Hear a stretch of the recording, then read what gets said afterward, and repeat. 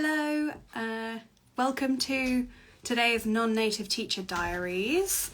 Of course, as soon as I go live, my mum walks into the room. Hi mum, you're live on the internet. I knew that was going to happen. Okay, if you do need to come in, just come in and then leave. Bye mum. Okay, as you can guess, as you can see, I'm no longer in Edinburgh. I'm staying with my parents for the week with my partner. Today we are going to go... I'm very flustered now. Today we are going to be joined by yet another teacher in this Non-Native Teacher Diaries series.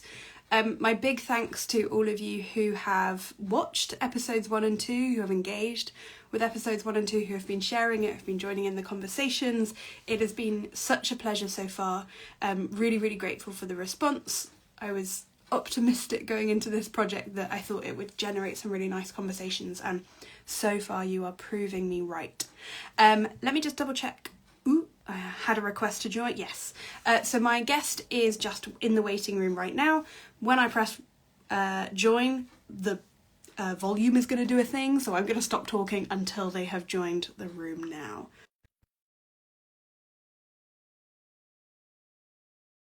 Hello. Cool. Just wait for Bistra to join us. Hello. Hi. Hi, how are you?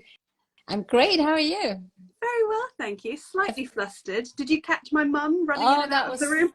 Such a sweet moment. You should have invited her to say hi. She was terrified. She was like, oh God, run away. Oh, sweet thing. Yeah, that's inevitable, isn't it? Absolutely. Every time we're online, like there's always a family member popping up. It was literally as soon as I pressed go live, Yeah. I'm like, I've been in the room for 6 hours in peace. Anyway, thank you so much for joining us today. How are you doing? Thank you for inviting me. I've been looking forward to that. Great. Good. We're going to dive into the topic in just a second, but before we do, can you kind of quickly introduce yourself to listeners who might not know you? Yeah, sure. That's always the hardest part for me. I don't know why. It's just so hard to talk about yourself. I should write something down and memorize it to have something ready every time. On the back of your hand. Yeah. Well, I'm Bistra. I am based in Italy. I've been teaching for the past 30 years, maybe 31 even, since the beginning of the 90s. And for the past 2 years, I've been teaching for myself, working for myself, just like you. And and just like a lot of us, slightly nudged by the pandemic. And it's been hard, but at the same time rewarding. I'm still learning a lot of things, and I am glad to finally choose the people to work with. I work mostly with adults who are curious and motivated, and I offer group courses, one-on-one lessons, exam practice, discussions, different kinds of things. Amazing. Yeah. Amazing. What you say there about being able to really, it's not so much choose who you work with in a picky way, but really just attract the people that vibe with you. Right. That's such a privilege of working for yourself. Yeah. Because I'm finally chosen for who I am and not for where I was born, you know? Coming back to our topic. Okay, I see the connection. Yeah. So the first question, Bistra, that I wanted to run by you, and it's one I'm maybe it will kind of finish at some point, but I'm planning on running this by all of my guests in this series. Before we even get on to the kind of nitty-gritty in your experience, the terms, native, non-native, where do you stand on that terminology before we go any further? I'm glad you're raising this up. Personally, I have no problem with the term. I think it's just a term, just like any other term. Just because you're using the prefix non does not make the word negative, although the prefix has a negative meaning. But like other words like non-alcoholic, I mean, it's not a negative word, or non-binary or non-conformist. Like these are all positive terms, right? So I think it's not so much what the word means, but the connotation that people attach to it. You know, what they associate it with. So if that word means for them not lacking, lacking and not having the qualities that are required, then yes, it is an offensive term. I remember I watched a while ago a really nice video by Marek, you know Marek from TEFL Equity Advocates, and he actually argues that we need to change that term and use other more affirmative terms like qualified teacher, professional teacher, experienced teacher, multilingual teacher, and so on and so forth. Because starting from that premise that you are none, automatically, it's like shooting yourself in the foot. If you include that in your CV, for example, and your recruiter is already biased, the moment they read that, they'll be like, oh, not for us, not for our school, you know? So yeah, I never referred to myself as a non-native speaker teacher of English, but in reality, that's what I am. Like, I was not born in an English-speaking country. And yeah, I don't have a problem with the term. It's the meaning that people attach to it. Yeah. Yeah. So going into then that idea of meaning, I have a question for you that it might be exactly the right question or it might be the wrong question, but I'll let you take it in whatever way works. I'm curious as to at what point in your career you realized that you were a non-native speaker teacher. Was there a point where you were like, I'm an English teacher, I'm just doing what I do, and then you noticed that there was this division? Okay, tell us about that. Yeah, there was that slap in the face. I know.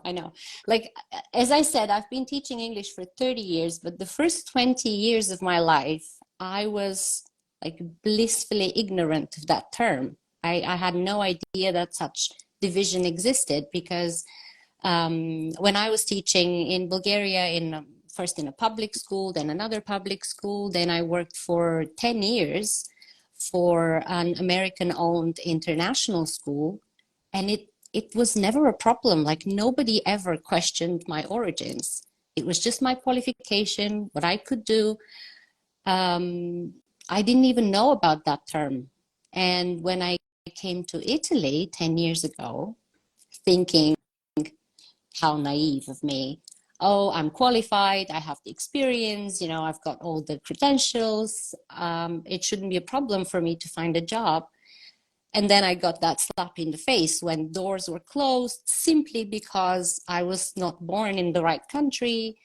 And yeah, it took me a few months to realize that this was a huge thing here. I was sending my CV left and right, and people either ignored me or replied that they were only looking for native speaker teachers. And after a few months, I finally managed to find a job, which was very precarious, just a few hours a week. Then I had to find another one and then another one. So I ended up the first year working for 3 different schools in 3 different cities, commuting, spending all my salary to buy tickets just to be working.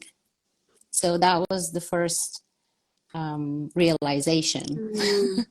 And it was really, really unpleasant, to put it mildly. Yes. And I imagine perhaps even more so, having 20 years experience and really knowing what you're doing. This isn't fresh out of university kind of fighting for your first couple of years experience. This is you. I mean, at that point in your career, you had almost double the experience that I have now. I mean, you were experienced. Yeah, I know. And the thing that really bugged me was that people didn't even give you a chance to prove what you can do. Like, at least, okay, let me teach for an hour, observe me, decide if I'm good for your school or not. But just looking at my CV and where I was born, rejecting me because of that, like, I found that extremely unjust. It is. So yeah. And I've been I've been fighting with this kind of mentality for the past 10 years. Kind of gave up already because now I work for myself, so I don't need to prove anybody anything. People who like me, like what I do, you know, all my clients' reviews, they speak for me. So Yeah. I do not rely on the mercy of an employer who has to sell a market product. Well, that leads me to the question I was just thinking, you know, have you spoken with these people? What reasons are they giving? Are they kind of secretly agreeing with you, but just going, oh, my hands are Yeah. tied? Okay. Yeah. Most of my employers here in Italy, they're like, oh yeah, we know. And actually, if you get to the higher levels of the ELT industry, I'm talking like Cambridge, Oxford, all the big names of ELT, they all agree on that there shouldn't be any distinction, that there are either qualified, proficient, capable, expert teachers and those who are not. Like the distinction is not between place of birth or any other factors, but just what you can do, really. And most of my employers, they agreed with me, but I was told by one of them, Bistra, you're a very good teacher. I hate to lose you, but I have a product to sell. And I got replaced after a year that I worked for her. I got replaced by a 23-year-old American girl, zero experience, no qualification whatsoever, not in linguistics, not in teaching, just because she was young and fun and white and pretty and a native. She thought that she could sell services more easily because that's what people were looking for. Yeah. Then another employer came to me at the beginning of the school year and she was like, Bistra, let's get this, like, let's make sure that we are on the same page. When parents ask me whether you're a native speaker teacher or not, what should I tell them? And I was like, well, first of all, that's not my concern. But second of all, you can tell them that I'm better because I'm multilingual. Right. And yeah, then somebody once told me, a friend of mine actually, and that hurt even more, when I told her that I finally landed a really nice position and I finally, you know, earned the respect of my employers, my colleagues, my students. And she was like, oh, they probably chose you because they didn't have any native speakers. It's like your option B for them. Wow. So that's how deeply ingrained that is. And obviously you worked in a Bulgarian context where you say that was never a problem. It would be interesting. I wonder if that would be a problem now. Has it changed? I don't know. No. I don't know, really. And then you've worked in an Italian context in which as soon as you arrived, it became a problem. And it sounds Big like thing here. It was a problem for the duration until you kind of went self-employed. I mean, yeah, is it an Italian thing? Because I know that, for example, in the Spanish context, that's quite similar as well. That's a big thing.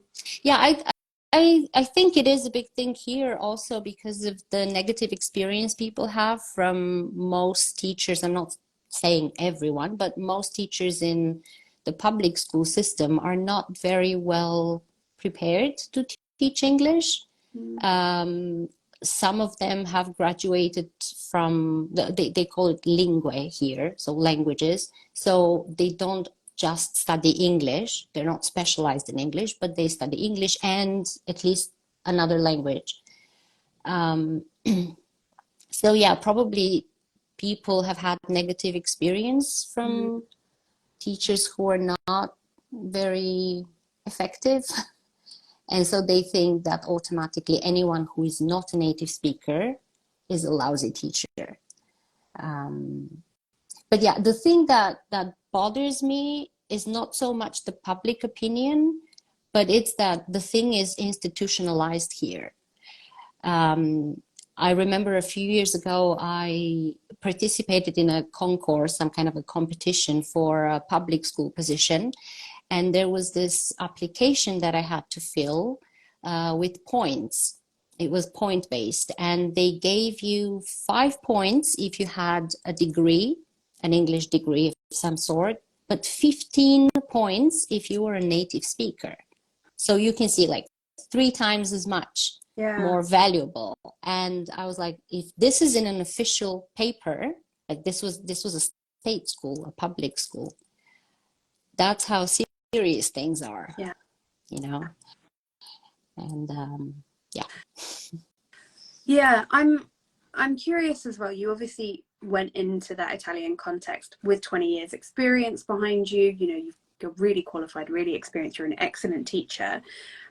Did it knock you? Like, not just in terms of, you know, am I going to be able to pay my bills? Did it knock you in terms of confidence as a teacher at any point? Did it ever get that deep?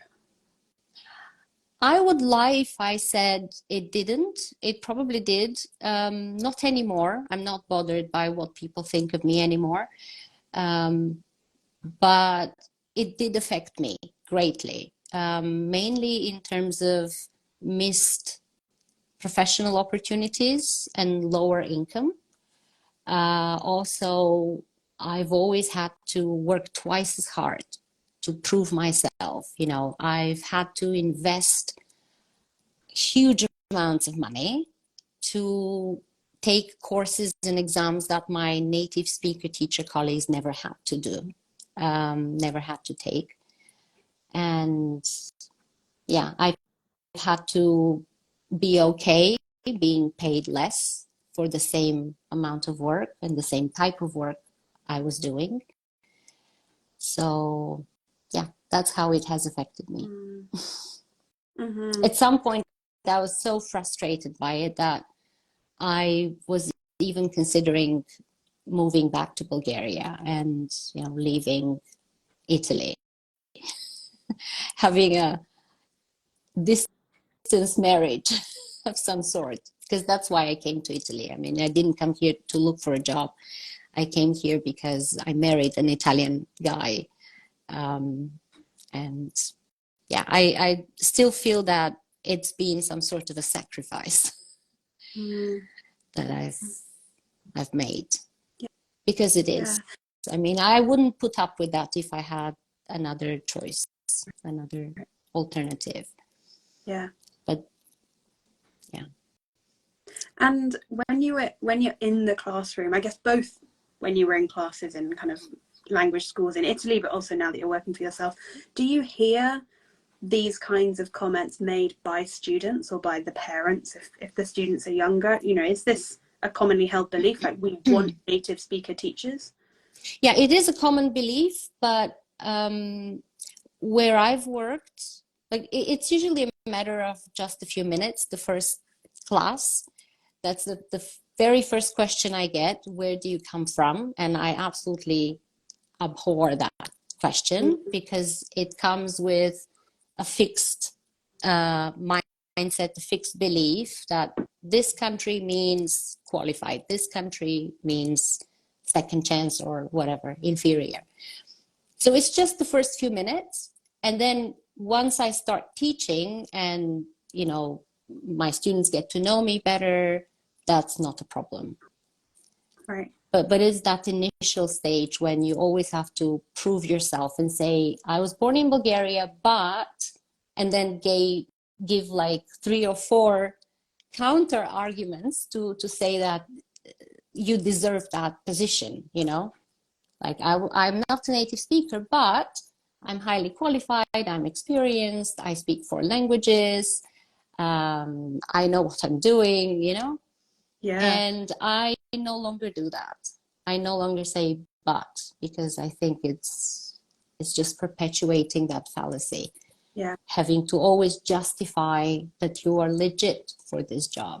Yeah. Yeah.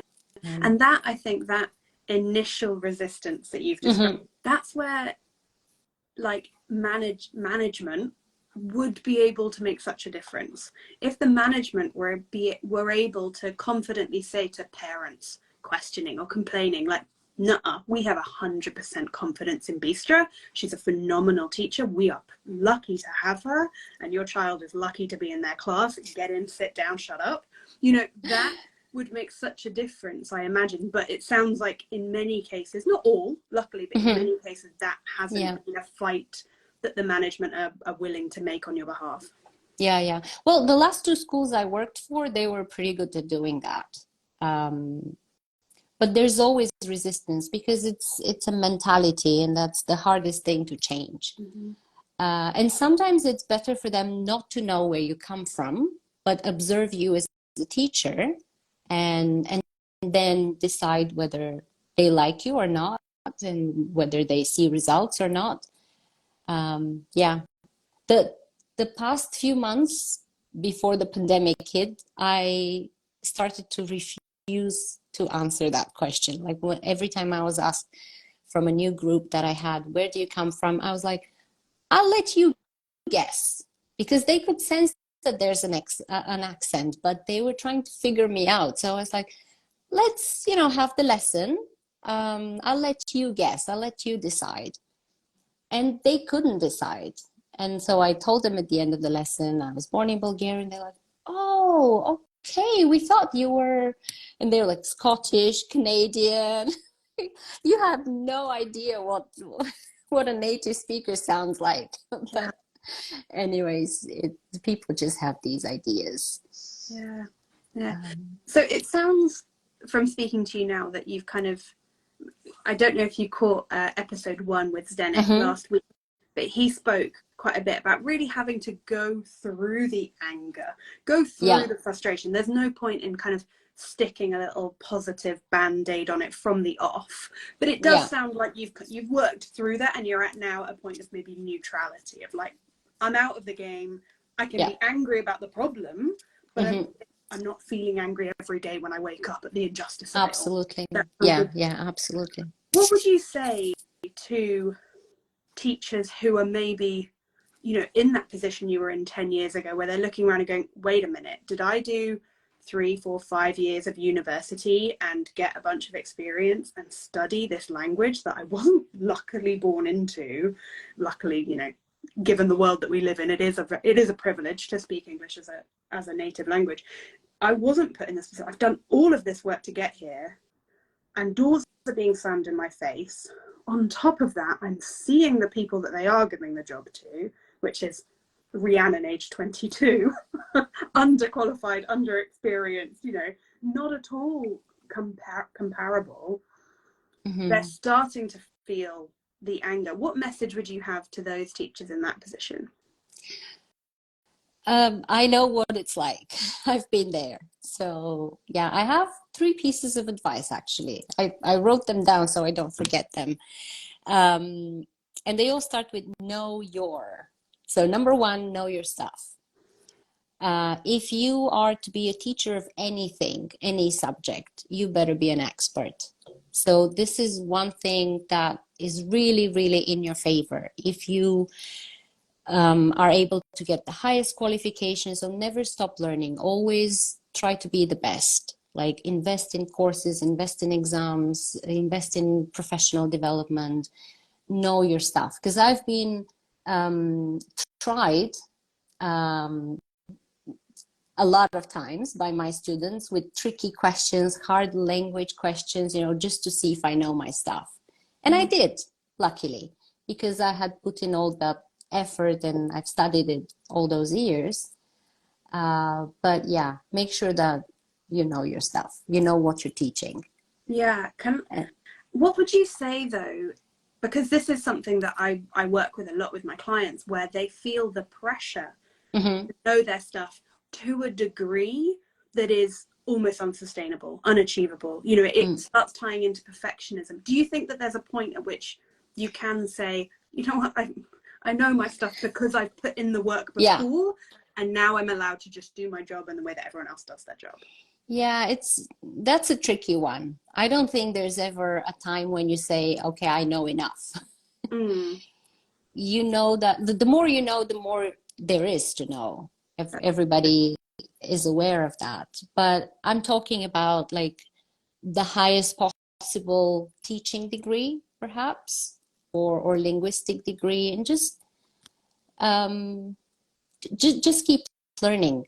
Just keep always investing in knowing more about the subject that you're teaching. I'm not saying you have to be, I don't know, a university professor or something, but if you're preparing for exams, at least make sure that you have that certification that you're preparing students for, that you've been through that and you know enough. Yeah. Yeah, I do. I completely know what you're saying, and I think as well there is a, you know, that's just a respect for the profession, isn't it? To Yeah, know that absolutely. the subject that you're Absolutely. teaching doesn't mean know everything. It doesn't mean you can't say, oh, I'm not entirely sure, let me look that up. Absolutely. But Yeah, it's yeah. respect for the profession. When we talk about especially the different standards that non-native and native speaking teachers are held to, wow, that is not a standard that many native teachers are holding themselves to. I know. Like, Yeah. you have to be a walking dictionary of some sort. Yeah. Yeah, I know. I know. Mm. Point two. Sorry. Point two, yes. Know your worth. Okay. Don't sell yourself short. Don't let people look down on you just because of where you were born. Always know that you are knowledgeable, that you are qualified. Most non-native English speaker teachers know more than two languages. So you are multilingual, you are professional. So know that.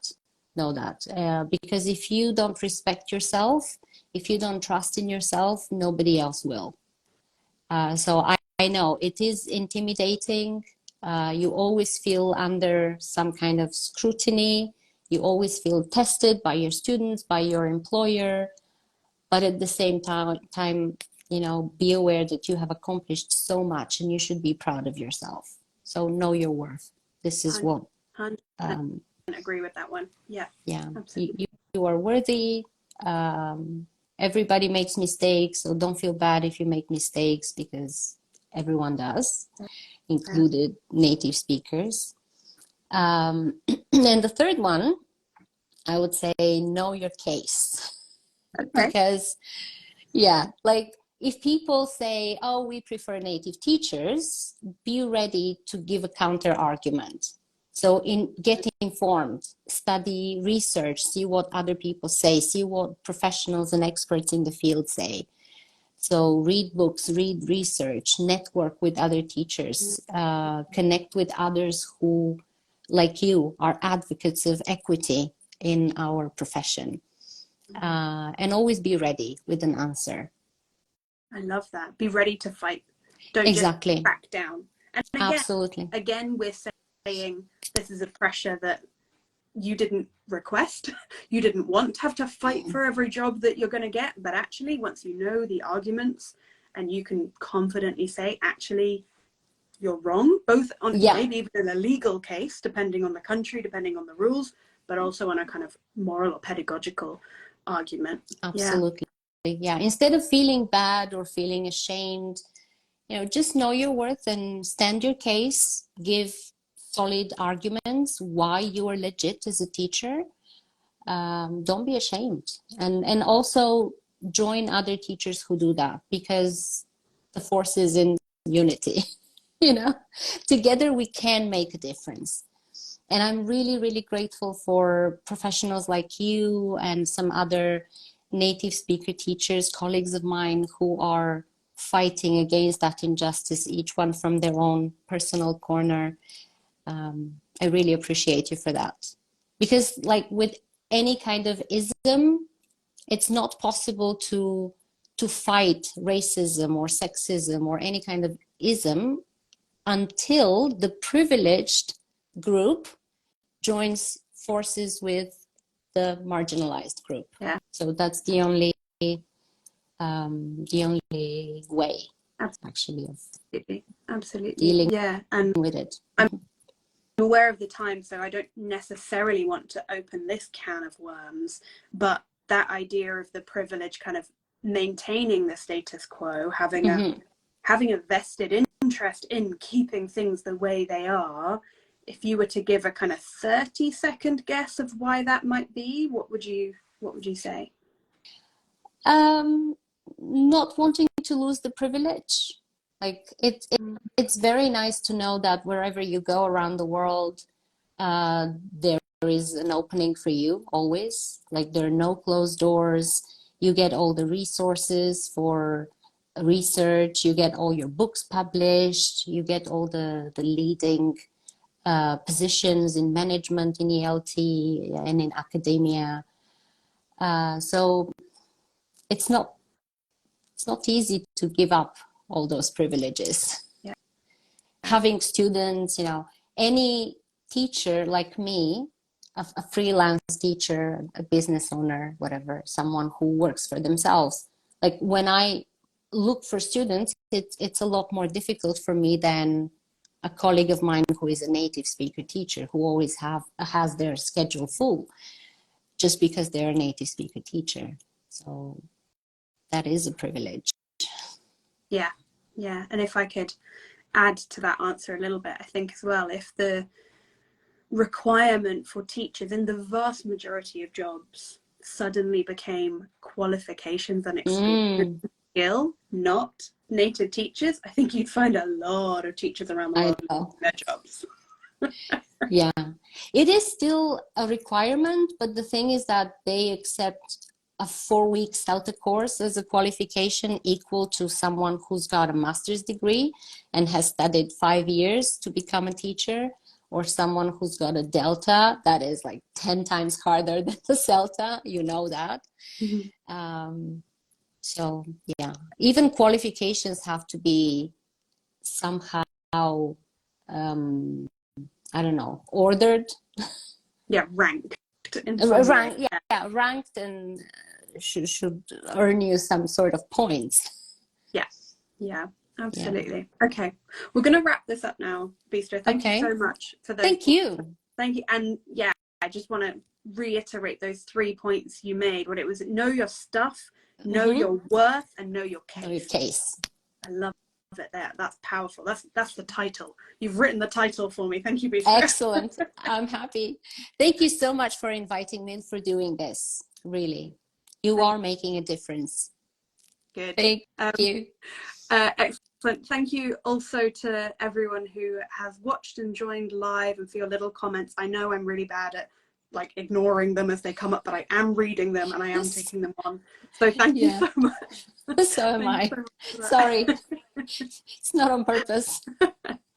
I'm just not good at multitasking. That's exactly me. I can't read a comment and reply to a comment and remember what I was going to say. So yeah, my priority is my guest. Bistra, once again, thank you. Listeners, once again, thank you. All right, we'll see you in 2 weeks' time, because next week I'm taking a holiday, but we'll see you in 2 weeks' time to resume this series. Okay? Bye. Bye.